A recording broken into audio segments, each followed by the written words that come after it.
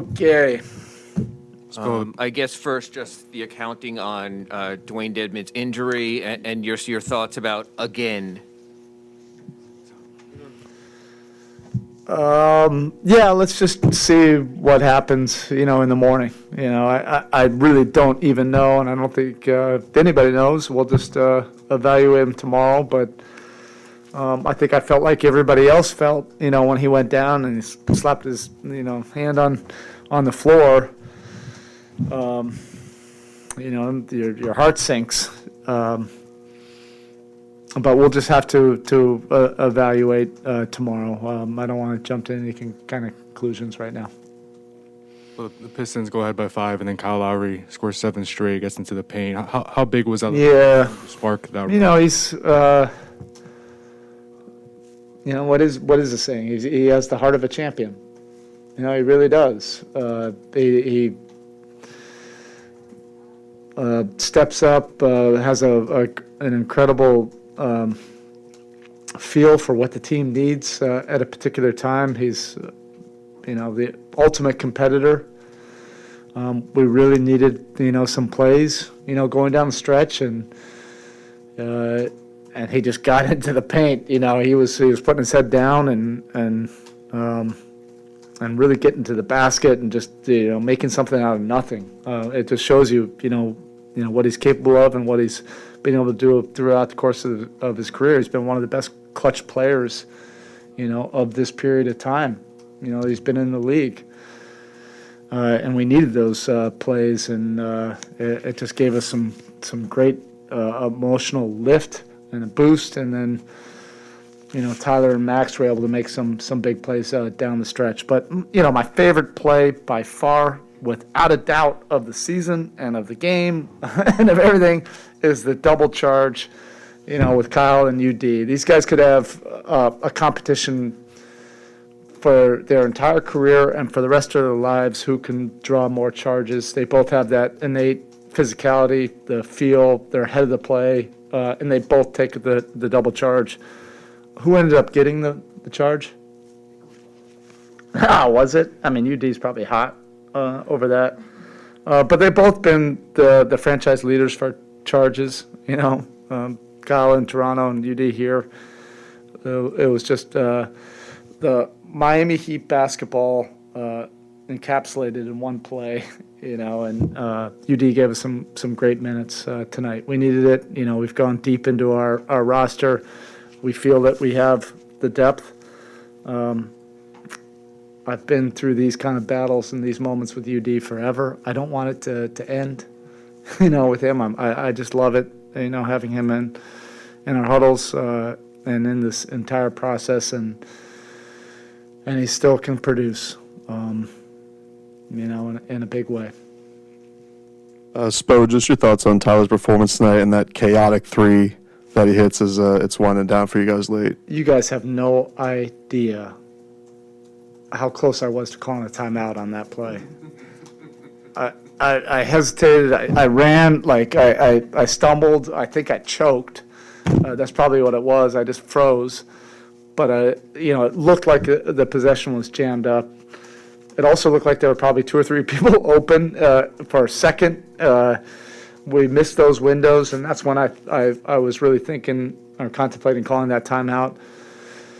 And thankfully, the head coach didn't get in the way, and he just made an incredible shot, which he has that ability to do, and also he just loves those kind of moments where you have to step up and make a big play in the moment of truth.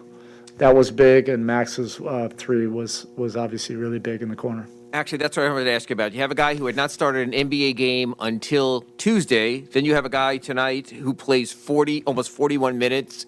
And just to step up in that moment, it looked like a contested shot also. Yeah. I don't know if he has big, whatever you want to call it, but just you use the euphemism there. Like, what got him to that point that at that moment let it fly? He's fearless, and he takes his shots with assertiveness. And then, I've mentioned this, several times that there's you can't put a price on confidence that young players get from veteran players. You know, that's worth its weight in gold in this league. And it's a tough thing to find. It's a tough balance. You know, when you have veteran teams and you have young players, oftentimes any kind of miscue or mistake that happens in a game, you just want to instinctively blame the young guys. But, you know, that's one of the qualities I really like about this group. You see the veteran players really infusing confidence into the young players, and they see the possibilities of who they can become with that confidence, because they also see the work ethic every single day. And I think it inspires our veteran guys. It gives them motivation and life. And then they're also producing, you know, while we have this adversity and going through these injuries right now. It's another one of these games where Marcus's stat line doesn't really pop, but he had some big moments to begin the fourth with the charge, and it led to the steal with Herro. Just how big has he been, just being that spark defensively and just learning game over game, just different coverages? You know, he's game ready right now defensively, and he's fast tracking all the offensive things and learning the league. And you know, he's young, so you know, he's learning about spacing and how to execute offense with detail. But defensively, you know, he can guard 1 through 4 easy. He can guard his matchup, and he's deceptively big. You know, he's not a small guard. He's not 6'1". He's closer to 6'5", 6'6", long wingspan. He's strong, agile. He can move, and he's smart. You know, so he picks up things quickly.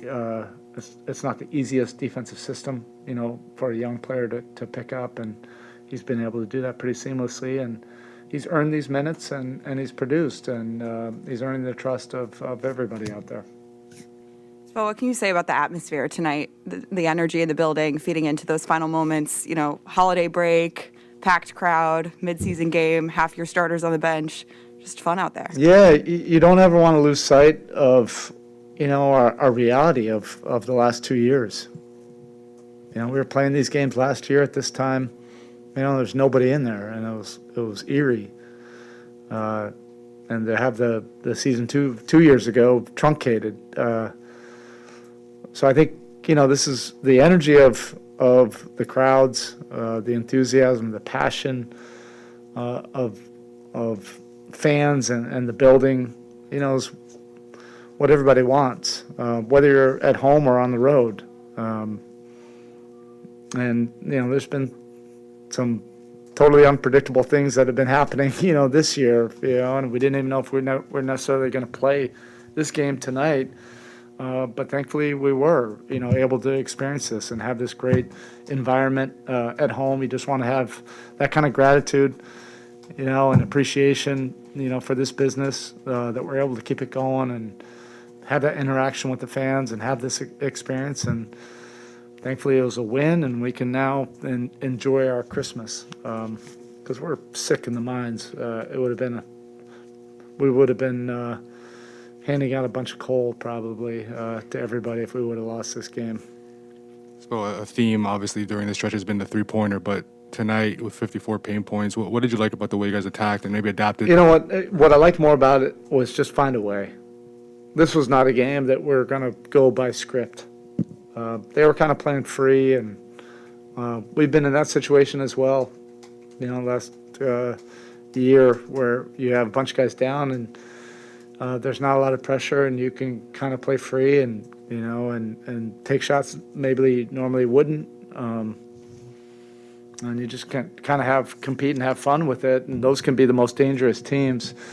And so we were down, felt like double digits for the majority of the game, and this was a game that you just have to find a way. It was for competitors, you know, only, you know, to just manage and make plays, and even if it was ugly at times, just make plays and find a way to get a win. All right, Coach, thank you. Thank you. Yes. Happy holidays, Merry Christmas. All right.